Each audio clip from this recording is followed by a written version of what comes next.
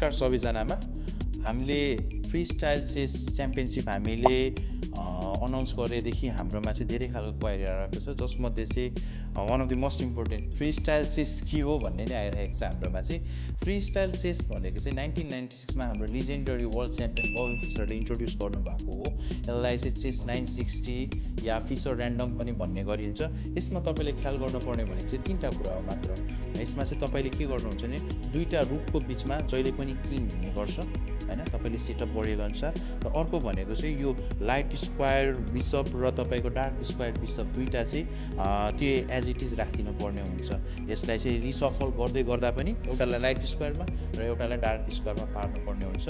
तपाईँले देखिराख्नु भएको यो बोर्ड सेटअप चाहिँ चेसको यो नर्मल बोर्ड सेटअप चाहिँ हाम्रो चेस 960मा चाहिँ 518 हो। र तपाईँले यदि हामीले रिसफल गऱ्यौँ भने मैले यो किङलाई यता बिचमा लानु खोजेँ मैले, र यो क्विनलाई मैले साइडमा लिएर आएँ, र मैले यो बिसपलाई एउटालाई डार्क स्क्वायरमा राखेँ र अर्कोलाई लाइट स्क्वायरमा राखेँ, र यो नाइटहरूलाई यतापट्टि राखेँ मैले।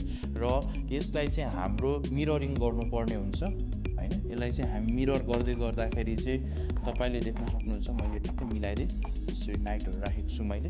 यो सेटअप भनेको चाहिँ फिसर ऱ्यान्डम या भनौँ फ्री स्टाइल चेसको चाहिँ 713 हो यो चाहिँ है।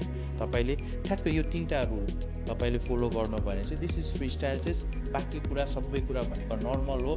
तपाईँको रुक एज इट इज चल्छ, नाइट एल नै चल्छ, र यो बिसपहरू पनि एज इट इज नै चल्छ।